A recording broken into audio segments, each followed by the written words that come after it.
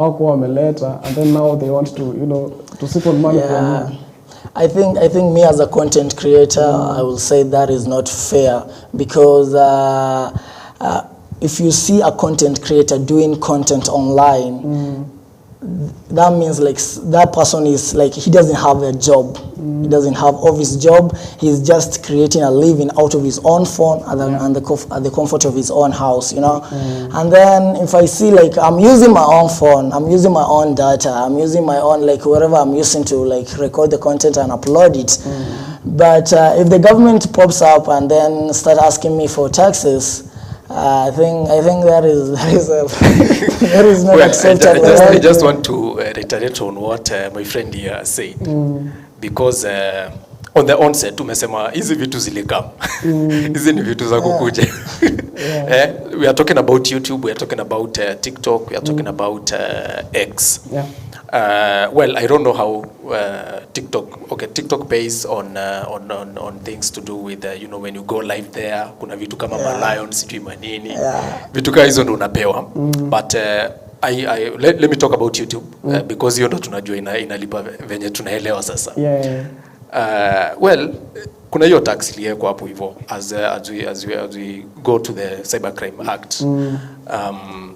Kuna hizo taxes ziliyekwa, and people, creators, big creators in Kenya like Butita and Juguna were in State House, to talk about these things and to negotiate this tax. At first it was at 15%, which was way high.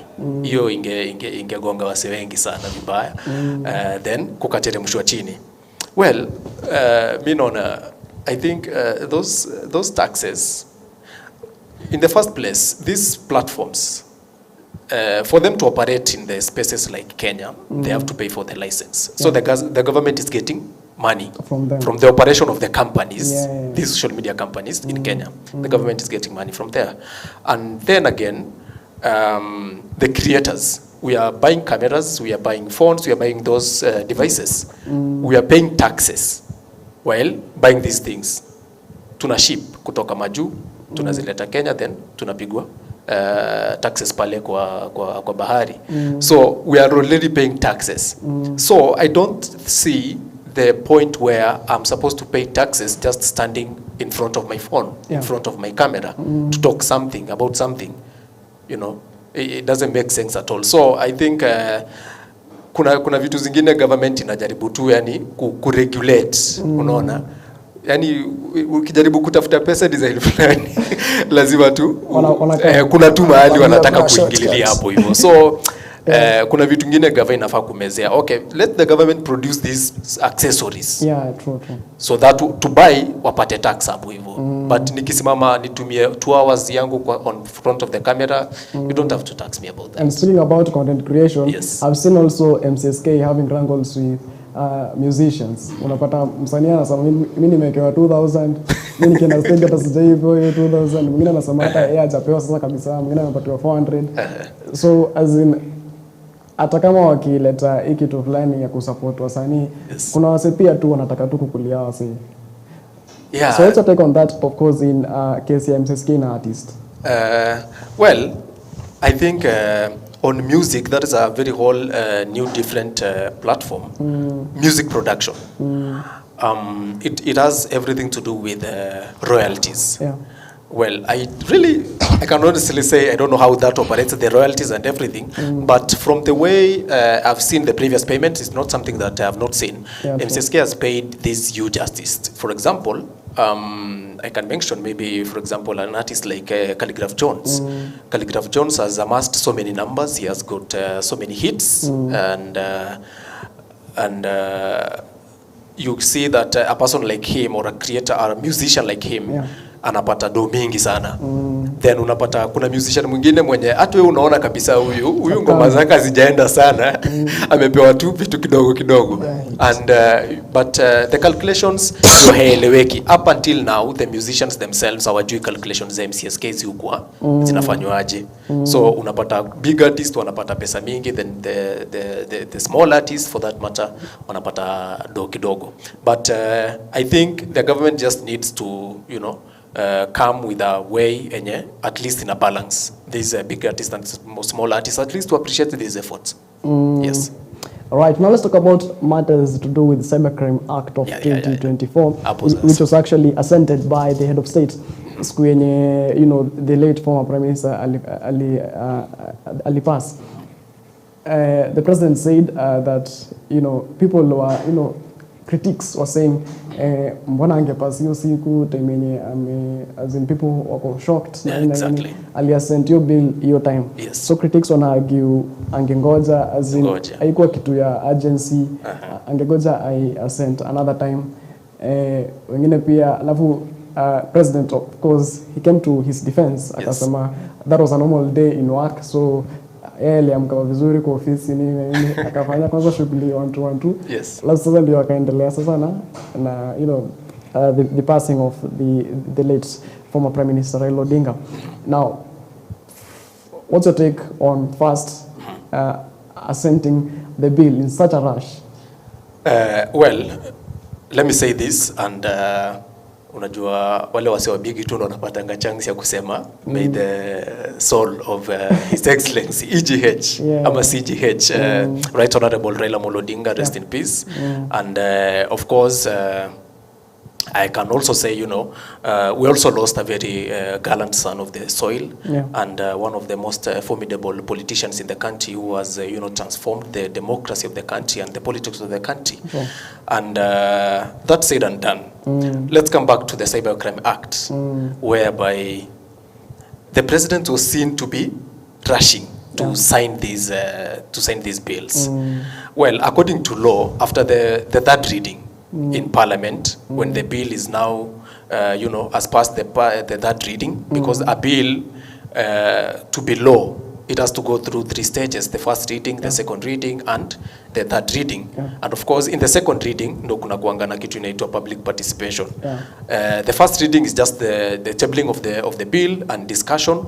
Then after that, in the second reading, which includes public participation. Hapo ndio MPs wataenda kwa constituencies, wafanye nini, waambie wase wao kuna hii bill fulani, kuna hizi vitu hapa na hapa, mtakubaliana ama mtakataa, then walete feedback back to parliament for second reading and stuff like that. Then after that, then it will go to the third reading sasa. After hapo hivyo mambo ya parliament itakuwa imeisha, then iende wapi? To the president now. That is the fourth stage and the final stage of the bill. Not the assentment now. Not actually the fourth stage, kwa sababu pia president anaweza kataa ku assent, aseme kuna marekebisho hapa na pale, rudisheni kwa parliament mulete tena. But most of the bills zikifikanga kwa orezo kwa president, hapo ndio mwisho. Anapiga tu kalamu hivyo hivyo. So ilionekana hii Cybercrime Act imeharakishwa. But then again, according to law, haijaharakishwa kwa sababu the president within 14 days has to sign this bill, whether kuna mafuriko, whether kuna crisis aina gani. And of course we were in the middle of a crisis that you know, the country has lost the Right Honorable former Prime Minister Raila Odinga. But then again, the president was seen to sign these things, the bills. Well, it was not a rush. It was not a rush. For those who understand law, for the little understanding I have about law, it was not a rush because it was within the 14 days. The president cannot sign a bill after now, the 14th day. So, yeye alifanya tu shughuli yake constitutionally. But then again, in the eyes of the people, ilionekana amerush. But alikuwa anafanya kazi kulingana na sheria. Yes. All right, now, Chima, from where you say it as a content creator, juzi tumekuwa tukiona, actually this week, kumekuwa na content creators wamekuwa na panel. Yeah, of course, it was actually on Wednesday. They were saying, they would have consulted us. So from where you sit, do you think that before coming up with these rules and regulations, do you think they should have sort of, done a public participation, of course, consulted the creators in the industry? Yeah, I think as far as content creation is concerned, and that bill concerns these people, these particular people, and I'm one of the creators online, and I think they should have involved these people in, the passing of the bill, because I think the bill in a somehow in our limits. Yeah, it can limit them, and najua misinformation zingine zina pass, but in our it protects them somehow, but then it ends up limiting them which kind of content they will do, ama which kind of content hawatafanya, unaona. So hawataki limit, they want something they will like be free, because you can turn a politician, like you can turn him like unaleta unafanya una mimic inakuwa comedy, and then the politician alikuwa anaongelea vitu serious, unaleta inakuwa comedy, unaona. Yeah, that is creativity. You need to like differentiate between creativity and crime, mama. Yeah, they should like creativity because nikitoa hii content nimeileta in this way, that is me creating content and creating what people love. So they should like inform the creators, or maybe engage the creators, maybe conduct a poll or something, maybe conduct a survey, how many people should like or what. But I think the law, it protects the creators, and at the same time it limits them. Well, I think Martin, still on the same point, yeah, you know, if the government was to involve the content creators, or as it involved the content creators kwa shughuli yote ya Cybercrime Act and everything, well, I think we should remember that hii Cybercrime Act kwanza imeleta noma mingi sana. Why are we talking about this Cybercrime Act now?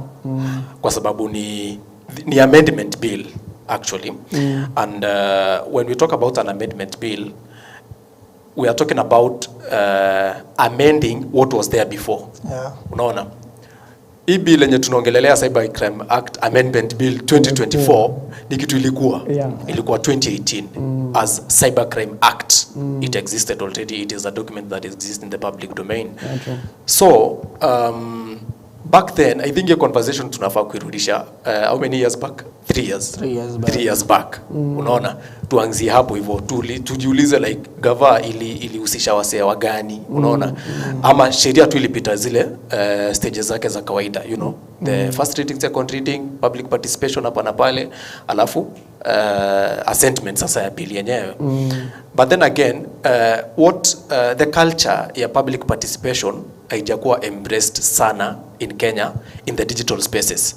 Unapata the government is just doing it traditionally, like MPs watafika kwa second reading kwenye kuna public participation, wafanye mambo yao parliament, waambie sasa ni masaa ya kwenda kwa constituency, mchukue hii bill muende mudiscuss na watu wenu wapi uko kwa constituency.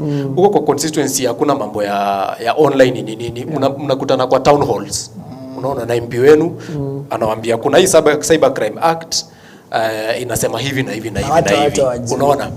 So ile kuambia watu ati digitally kutakuwa na hii kitu na inagusia mambo ya digital sana, mtokelezee, your government haijafanya sana. And in the meeting you said that was done by you know, content creators and people in the digital spaces.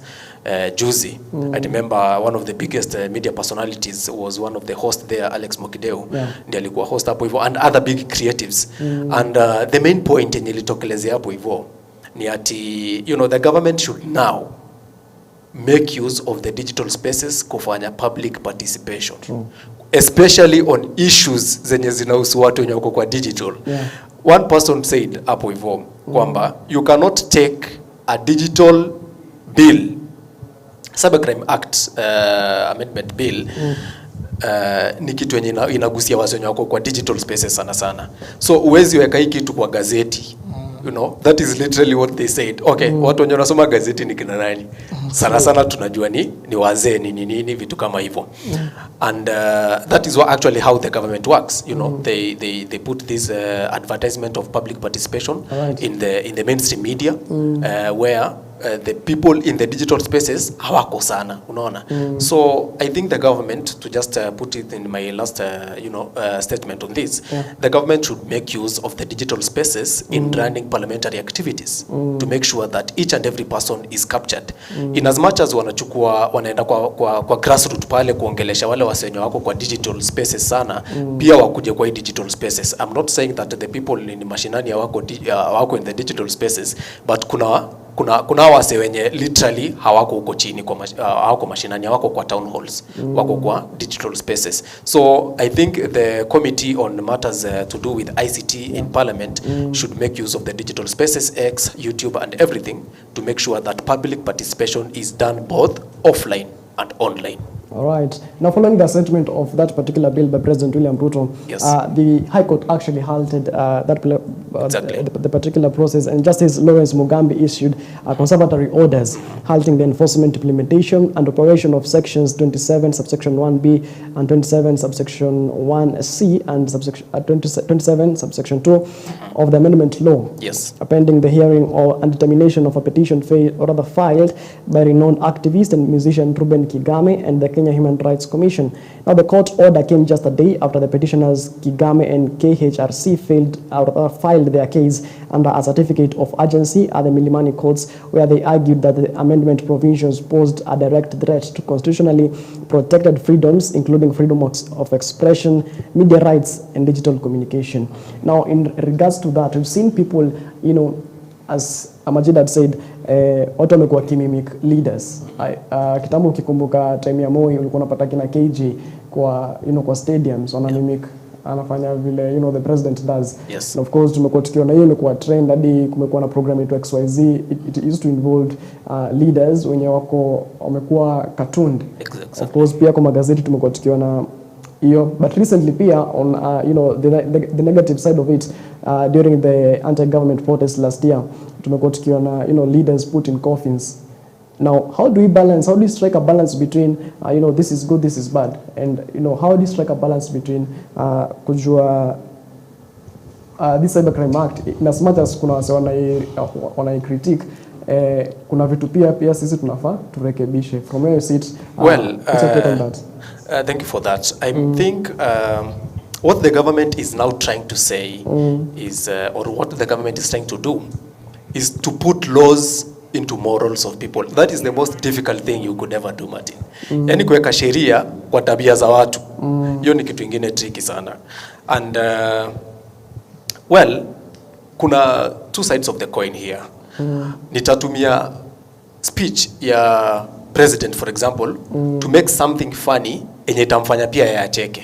Unaona? That was what kina KJ, that is the member of parliament for Dagoretti North, and the other guy mwenye alikuwa ana mimic Moi, he's a very famous journalist, in the country, veteran. Walikuwa wanafanya kitu inafurahisha hadi president Moi mwenyewe.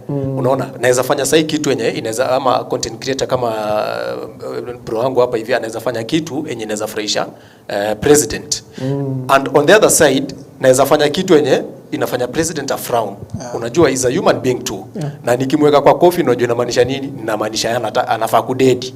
Unaona, na kwa kitu ingine, kwa speech ingine nimefanya kitu nimemimic, imemfurahisha hadi ameniita stato, amenijenga pake fulani hivi kwa sababu nimemfurahisha. So yani it's very hard to put laws on the morals of people and how people feel. Right. Unaona? But government inajaribu ku strike a balance whereby at least the people should not be taking this thing too high. When ufanye kitu hadi iumize mse, kwa sababu in as much as a president is a president, a governor is a governor, an MC is an MCA, pia wao ni human beings. Unaona? And if for example you take it as that president is your father, that MCA is your uncle, you will not do that. Unaona? But kwa sababu maybe una feel MCA haja kujengea barabara, ama sijui president haja kupea service fulani, huyo anafaa kuwekwa kwa cartoon yenye kona coffin, kitu hiyo. So I think it's very hard. On my take, I'd say it's very hard and, to put laws on morals of people in as much as the government is trying to do that. And on the section 27 of that amendment bill, na ndio imeleta ngori mingi sana, ni kitu yenye ilikuwa tu before, but the amendment bills, that particular part, among many other parts, are in the court, and of course we will wait to see how the court will deliberate on that by 15th of November. Yeah. Yes. All right. Now, Majid, even as we wind up, do you feel like we have to strike a balance? This is the line. We draw the line. In as much as rather, in as much as we are doing content, this far is too far. Yeah, my friend has said about it, you can't put morals into what the content creators are doing, because mimi nitasema this is the type of content I need to do, because my people wameona reaction after I posted it. So but I think you can't control it. You can just say the standards. Maybe useme the government should just regulate this, like the acts zenye zimepitishwa, useme kama hizo laws zisikwe like too harsh on the creators, because it will limit them. Yeah. All right. Now, even as we end up, I want you, Tobiko, to give us your parting shot and maybe share your contact information where people can find you. I'd say that this Cybercrime Act enye imeleta ngori mingi sana, and I spend most of the time on X as an observer and as a consumer of content enye go pale on X, formerly Twitter, and people are specifically pointing out this particular subsection in section 27, section 1 of subsection A, that after the bill has already said that if they know or ought to know that their conduct is likely to cause those persons, that is subsection A now in section 27, is likely to cause those persons apprehension or fear of violence or or them to them or damage or loss on the person's or property, or in subsection B, detrimentally affect that person, or in C, is in whole part of an indecent or grossly offensive nature and affects the person. Well, this one politically means that, or how people are, saying about this is that sasa itakuwa ni tricky sana ku call out the government on what is doing enye wasea wapendi. If a certain government official is doing contrary to what the law expects them to do, then the people are expected not to call them out. That is what is bringing the rage in these spaces of digital, and that is why we are having this conversation. But the case is in court. Now we cannot say anything about that until we wait the court's decision. I think Kenyans should just stay calm and wait the court's decision on the same matter. And I think on my parting shot, Wakenya tunafaa tu kujua keep up na hizi sheria. Now we are in this discussion. In future, bado kutakuwa tuna bill itapitishwa hapa katikati enye hatutakuwa rada sana, but after some time tuanze kukumbuka kuna kitu kama ilipitishwa. So I think for the concerned Kenyans tukue tu rada hizi sheria zinapitishwa na gava, at least by the time inaendelea kupitishwa into the processes, we are part and parcel of the processes. To the government, as I said earlier, they must now. It is not even something as a by the way, they must use the digital spaces in public participation to make sure that everyone is taken in the processes of making laws. All right. Now, yes. And of course, on my social media handles, you can always get me at TM Tobiko. All right. On YouTube, X, and TikTok. All right. Thank you so much. And Chima, even as we wind up, you to tell us about your parting shot and maybe your contact information. Okay, this is my parting shot about the social media in general. And I can say social media is just like a fire. It can burn your house or it can cook your food. Understand what I'm saying? Yeah. So I'm trying to say, like, don't be addicted to social media. And because you can be addicted, you can scroll one video and then you're deep into conspiracy theories about how pigeons zinatumika kuwa government drones.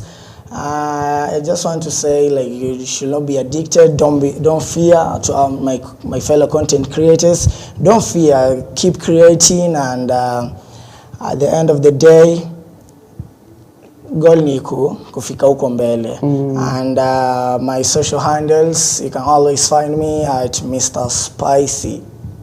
All right, thank you so much, gentlemen, for making time to be with us here on the program. Much. I do appreciate your time. Thank you. All right, we've been discussing matters, or rather I was joined by Majid Chima, who's an actor, content creator, and of course I was joined by TM Tobiko, who's a digital journalist. Many thanks, of course, keeping time to be with us here on the program, here on The Drift. We've been discussing matters, the Cybercrime Act. Is it safeguarding or is it silencing, right? Is it a shield or is it a sword?